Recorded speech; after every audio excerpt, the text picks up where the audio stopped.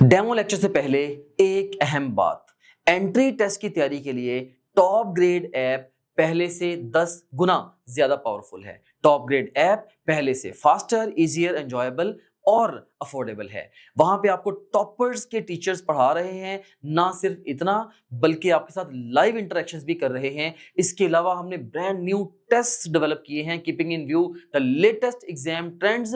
और ना सिर्फ इतना बल्कि उनकी वीडियो एक्सप्लेनेशंस भी दी हैं एंड मच मोर। आप अभी ऐप में लॉगिन करें और न्यू ट्रायल तो चेक करें जरा। सबसे पहले बच्चे हम साइनैप्स की फर्स्ट टाइप को डिस्कस करने लगे हैं और वो है जी केमिकल साइनैप्स। मेरे बच्चों ने ये स्टेप जो है ना फॉलो करने हैं। इन बच्चों अगर आपने स्टेप को समझ लिया, देखें 7 से 8 स्टेप हैं, कोई मुश्किल नहीं है।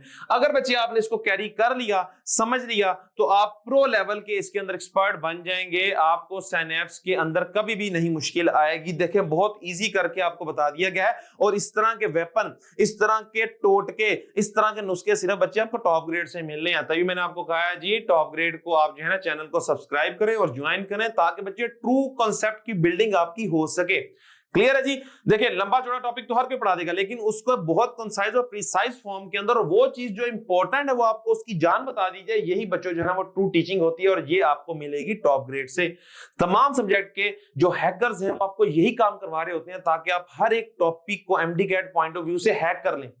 क्लियर है जी। ले जी अब चलते हैं हम केमिकल साइनैप्स की तरफ। केमिकल साइनैप्स क्या है? A junction between two neuron, दो न्यूरॉन के दरमियान में बच्चों ये जंक्शन है where signals are transmitted through neurotransmitter, जहां पर सिग्नल बेसिकली एक केमिकल के जरिए ट्रांसमिट होगा। बच्चों उस केमिकल का नाम है न्यूरोट्रांसमीटर। क्लियर? इस बात को ध्यान में रखना है। ओके, अब बच्चे आपने यहां पर इमेजिन करना है, हमारे पास है जी दो न्यूरॉन। ये जरा देखिएगा, एक न्यूरॉन पीछे है जी, इसको हम बोलते हैं प्री साइनेप्टिक न्यूरॉन। बात को बच्चों जरा आपने कैरी करना, जरा अंडरस्टैंड करना है आपने। ओके, ये एक न्यूरॉन है, इसको हम बोल देंगे ये के साइनैप्स वाले जंक्शन से पहले का न्यूरॉन है। क्लियर? इसको मैं लिख देता हूं यहां पर pre synaptic neuron. Pre synaptic neuron है ये। क्लियर? अब अगला जो न्यूरॉन है बिल्कुल इसके साथ जो है ना बच्चों एंड टू एंड नहीं जुड़ा हुआ, बल्कि इनके दरमियान में एक छोटा सा गैप है, माइक्रोस्कोपिक गैप है। इसी की तो बच्चे हम बात करें, यहीं से तो सिग्नल का या मैसेज का ट्रांसमिट होना साइनैप्स कहलाता है। क्लियर? ओके, ये वाला बच्चे जो न्यूरॉन है इसको हम बोलेंगे post synaptic neuron. Post synaptic neuron. अब बच्चे यहां पर जो मैं बात कर रहा हूं वो बेसिकली इस जंक्शन पॉइंट की है। देखो प्री साइनेप्टिक न्यूरॉन का यहां पर हम कंसीडर क्या करेंगे, एक्सोन एंड को हम स्टडी करेंगे, और पोस्ट साइनेप्टिक न्यूरॉन के बच्चे हमने डेंड्राइट स्टार्ट को जो है ना वो स्टडी करना है, उसको हमने यहां पर लेना है। क्लियर? ओके, डेंड्राइट को हम लेंगे। अब इसी बच्चे इमेज को अगर हम बड़ा कर लें, जरा हम इसका माइक्रोस्कोपिक व्यू ले लें तो आपको कुछ इस तरह का नजर आएगा। ये देखें, ये प्री साइनेप्टिक न्यूरॉन का एक्सोन बच्चों एंड है और ये हमारे पास पोस्ट साइनेप्टिक न्यूरॉन का क्या है, डेंड्राइट स्टार्ट है। क्लियर? अब होगा क्या, सबसे पहला बच्चे स्टेप जो साइनैप्स के अंदर होने वाला है वो है जी नर्व इंपल्स का प्री साइनेप्टिक न्यूरॉन के एंड पे अराइव होना। ये बच्चे जरा देखें, जो ग्रीन कलर के अंदर मैं आपको शो कर रहा हूं, ये बेसिकली नर्व इंपल्स जो है वो वेव की फॉर्म में पहुंच चुकी है प्री साइनेप्टिक न्यूरॉन के एंड पे। अब यहां पर आपको नजर आ रही है, जरा देखो, एक्शन पोटेंशियल या नर्व इंपल्स जो है वो प्री साइनेप्टिक न्यूरॉन के एंड पे पहुंच गई है। जैसे ही बच्चे इस नर्व इंपल्स ने आके हिट करना है इसको, अब ये क्या चीज है बच्चे, ये न्यूरॉन की मेम्ब्रेन के अंदर मौजूद वोल्टेज रेगुलेटेड कैल्शियम गेट्स हैं। ये तब तक क्लोज रहते हैं जब तक बच्चों इनको जो है वो स्पेसिफिक वोल्टेज नहीं मिलता, और इनको कितना स्पेसिफिक वोल्टेज चाहिए होता है, अराउंड बच्चे इनको भी 40 to 50 positive 40 to 50 millivolt जो बच्चे वोल्टेज चाहिए, जो कि आपको पता है एक्शन मेम्ब्रेन पोटेंशियल का होता है। जैसे ही आगे बच्चे एक्शन मेम्ब्रेन पोटेंशियल हिट करेगी, नर्व इंपल्स हिट करेगी वोल्टेज रेगुलेटेड कैल्शियम गेट को, या फौरन से क्या हो जाएंगे, ओपन हो जाएंगे। अब बाहर वाली साइड पे बच्चों कैल्शियम क्या है, ज्यादा है। क्लियर जी? बाहर वाली साइड पे कैल्शियम ज्यादा होता है, गेट ओपन होने की देरी होती है, फौरन से बच्चों बाहर वाला पोटेशियम कैल्शियम जो होता है वो अंदर की तरफ आता है। इट्स मीन यहां पर कैल्शियम का क्या होता है, यहां पर बच्चों कैल्शियम का होता है इनफ्लक्स, बाहर से कैल्शियम अंदर की तरफ आता है। अब बाहर से बच्चों कैल्शियम जैसे ही अंदर की तरफ आएगा तो यहां पर ये सारे का सारा क्या है जी, साइटोप्लाज्म है, और इसको हम बोलते हैं एक्सोप्लाज्म, क्योंकि ये एक्सोन का पार्ट है, एक्सोन का साइटोप्लाज्म है, इसको हम बोलेंगे एक्सोप्लाज्म।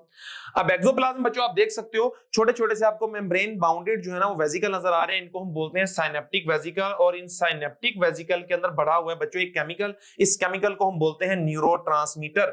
अब होना क्या है, जैसे ही नर्व इंपल्स के आने पे, एक्शन मेम्ब्रेन पोटेंशियल के आने पे वोल्टेज रेगुलेटेड कैल्शियम गेट ने ओपन होना है, बाहर वाले कैल्शियम ने अंदर आना है। तो बच्चे ये कैल्शियम अंदर आके क्या करता है, इस साइनेप्टिक वेसिकल को पुश करता है toward the presynaptic membrane.